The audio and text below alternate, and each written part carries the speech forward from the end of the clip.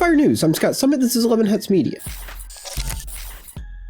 In today's wacky artificial intelligence news, a woman in Canada is writing 34 books in 34 weeks to combat AI. She says that she wants to show that humans can still write better than the artificial intelligence. I agree with this for now. When I first started this channel, I asked ChatGPT to help me improve my thumbnail, and it made me look like the Sultan of the Ottoman Empire. I appreciate the sentiment, but I haven't used it since. Perfectly Imperfect is what you're going to get from me. Subscribe for more.